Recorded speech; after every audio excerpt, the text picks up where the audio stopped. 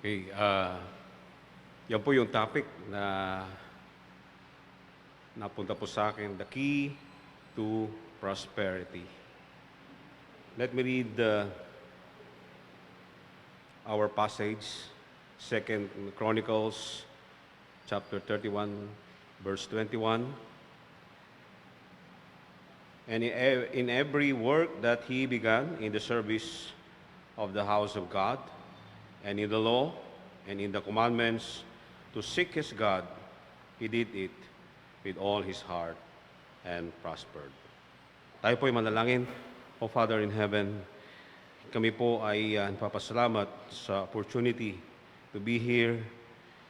At although mayroon pong challenges dahil po sa sama ng panahon, yet Father, you have provided us a way to be here. Thank you. And those, Father, who are on the online, Father, we pray that they will also be blessed by your word. Father, help me to share the truth and this message. Use me as a conduit. Father, this is our prayer in Jesus' name. Amen.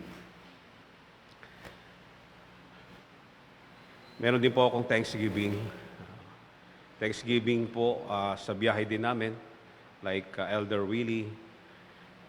In the last week, we traveled Manila to Tarlac, Tarlac to Manila, and then Manila, Las Piñas to Laguna, and then Manila to Cebu, and then back also to Manila. So, very tiring po yun talaga. But then, our Lord is very gracious. He lead us and protected us, and we experienced His traveling mercies. And also, thank you for your prayers. Martin Luther said, I have held many things in my hands, and I have lost them all. But whatever I have placed in God's hand, that I still possess. Quoting from Martin Luther. Meron pong isang well-known pastor from many years ago, and he was invited to a dinner in a home of a very wealthy man in Dallas, Texas po yun. And after the meal, the host led him to a place where they could get a good view doon po sa paligid. At tinuro niya yung oil wells, punctuating the landscape, and he boasted. Sabi niya, 25 years ago, I had nothing. Now, as far as you can see, sabi niya, it's all mine. And then looking at the opposite direction, at his sprawling fields of grain, probably wheat, he said, that is mine. Akin din yon, nakikita mo na yan. And then turning to the east, toward the huge herds of cattle, he bragged, pagyayabang niya, sa akin din yon. Lahat yan sa akin, sabi niya. And then pointing to the west, a beautiful forest, and explained, yan din, akin din yan.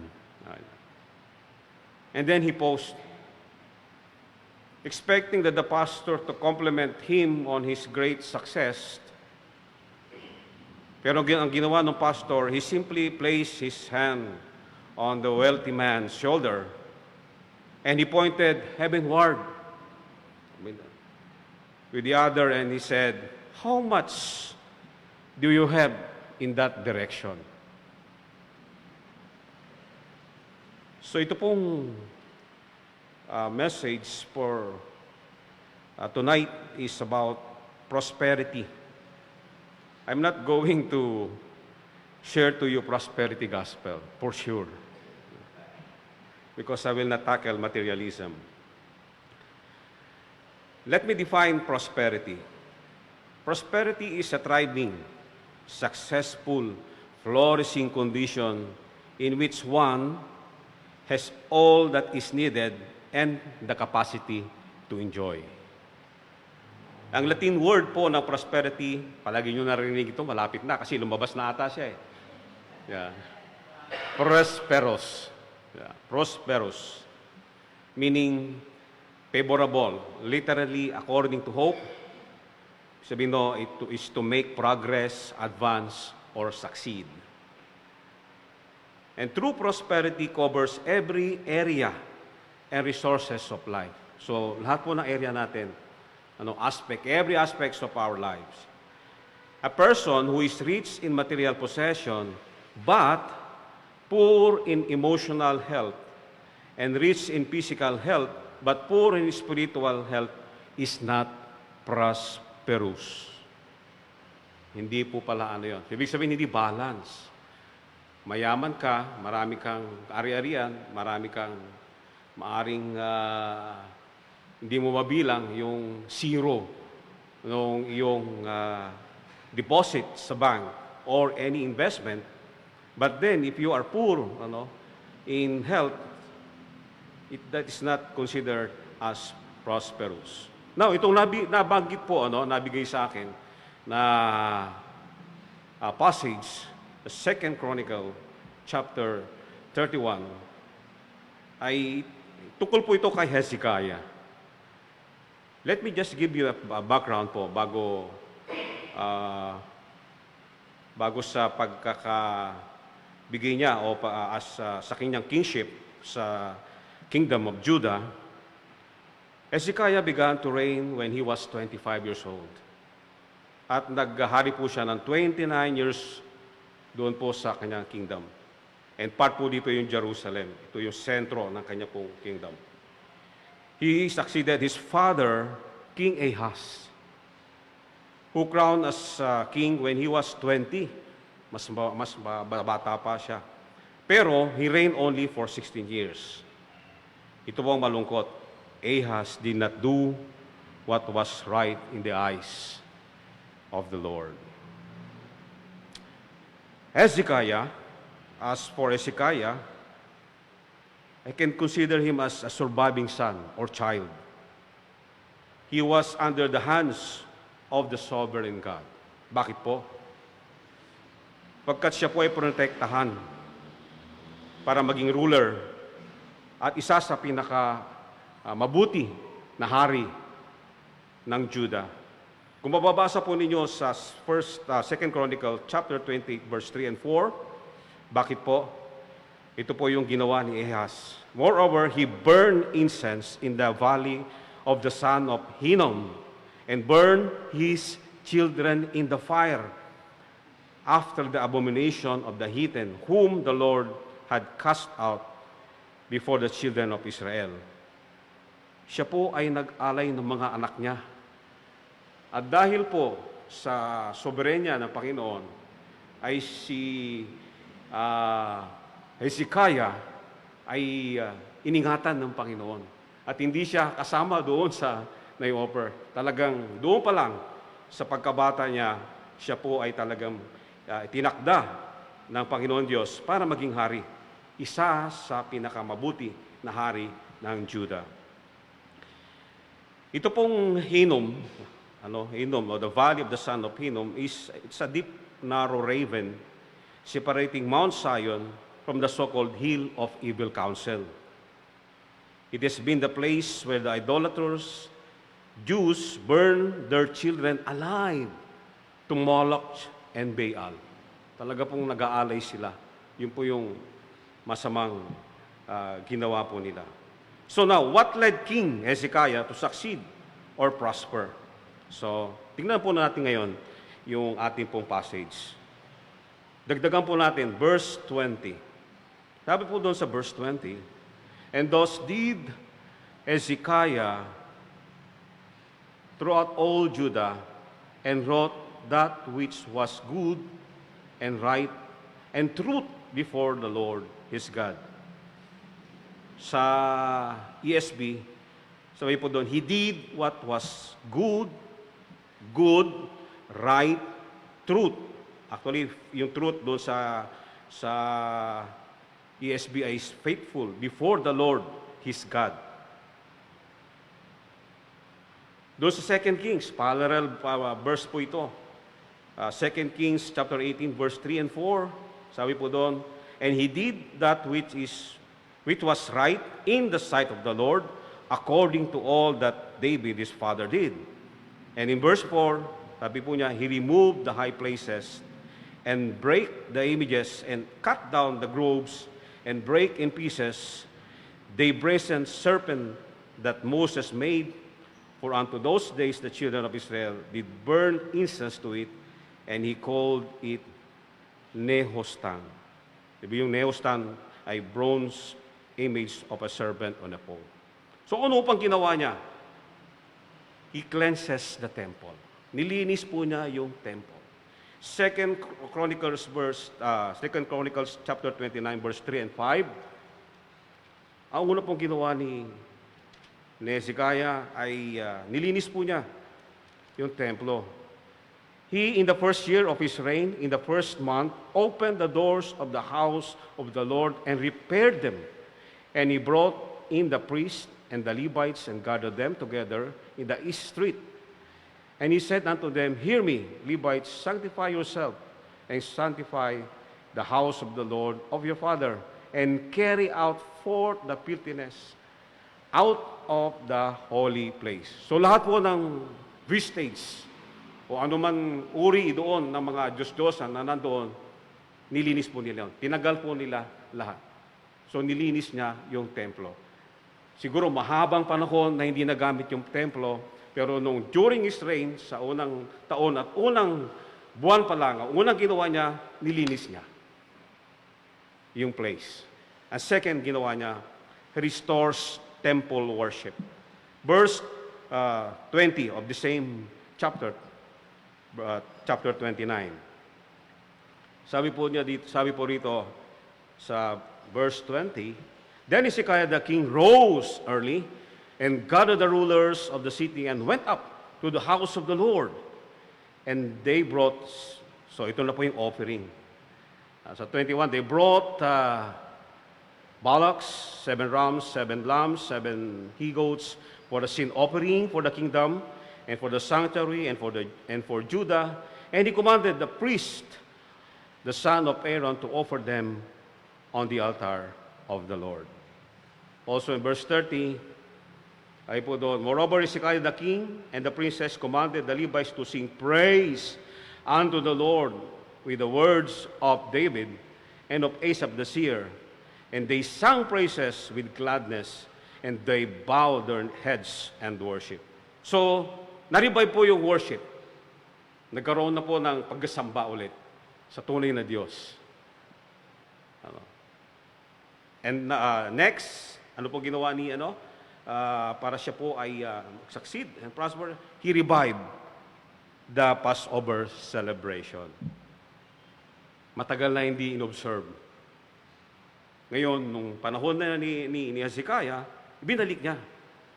Kailangan i-celebrate uli natin. Napakalaga ito sa atin. Ito po yung pagliligtas sa kanila. Noong sila po ay under the captivity of in Egypt. 2 Chronicles verse 31 to 5. And Hezekiah sent to all Israel and Judah and wrote letters also to Ephraim, Manasseh, iba pong mga lahi nila, kasama po nila, that they should come to the house of the Lord at Jerusalem to keep the Passover unto the Lord God of Israel. So hanggang verse 5 po yun.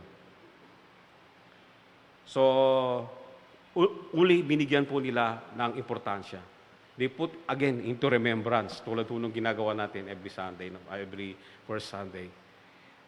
Inaalala ng napakahalaga na ginawa ng Diyos para sa kanila.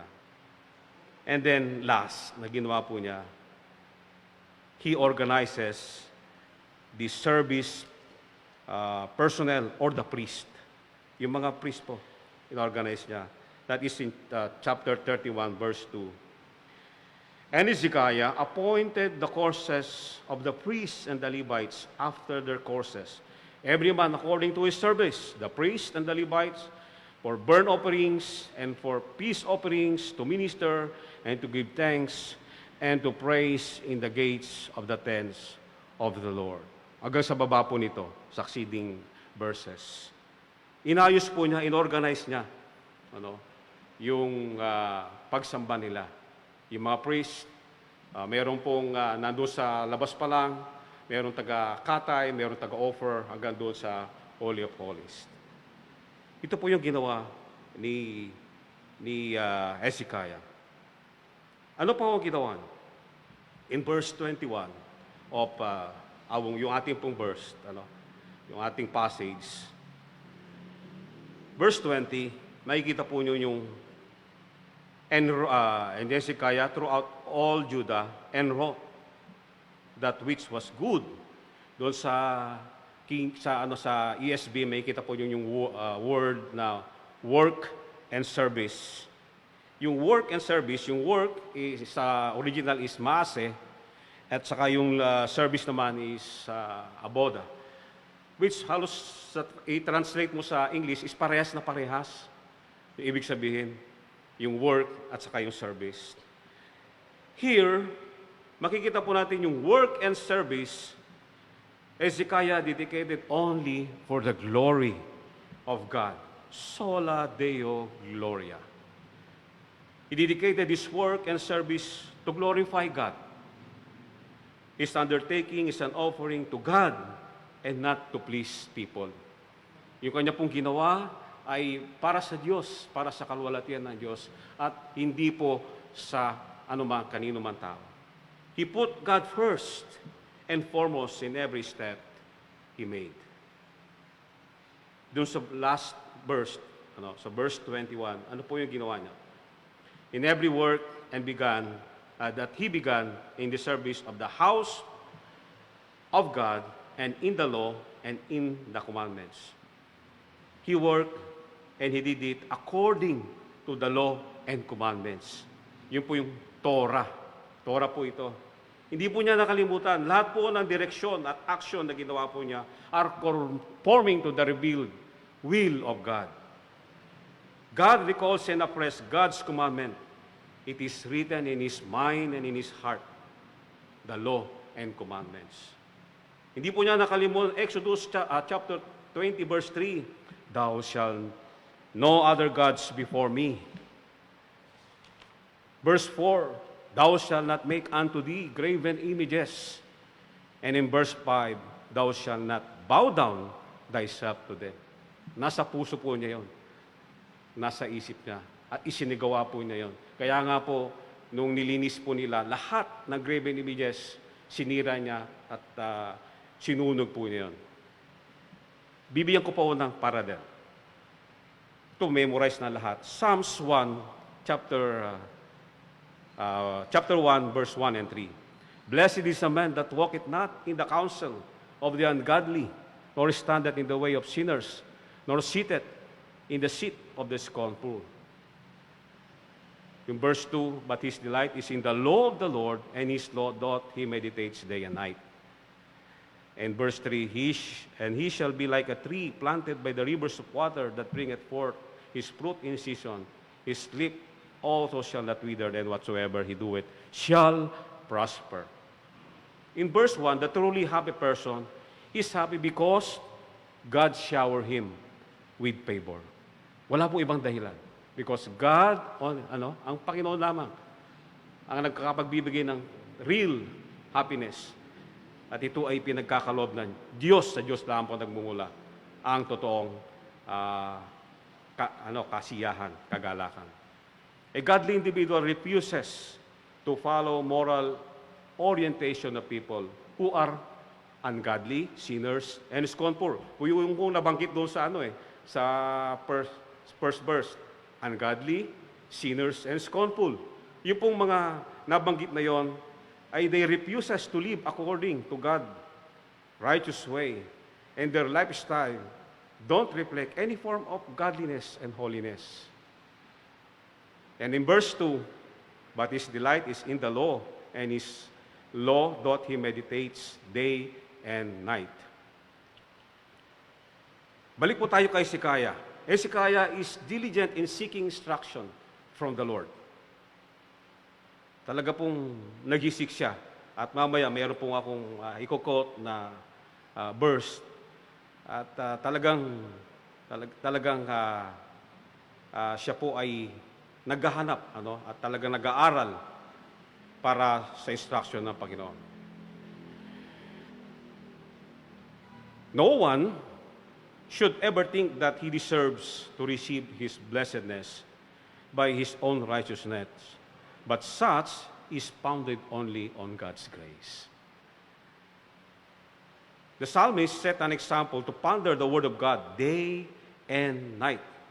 As exhorted in Joshua also, chapter 1, verse 8, this book of the law shall not depart out of thy mouth, but thou shalt meditate therein day and night, that thou mayest observe to do according to all that is written therein, for then shall make thy way prosperous, and then thou shalt have good success.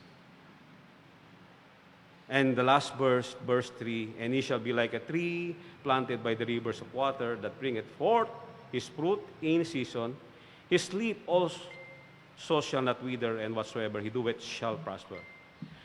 Ito pong, the image is that of a tree, which nevertheless thrives because of its constant supply of water. However, bear in mind, a fruit bears fruit not for itself. Not for itself, but for others. Thus, when the faithful progress, it is not for himself, nor is the prospering even necessarily material, but he succeeds in bringing benefits to others.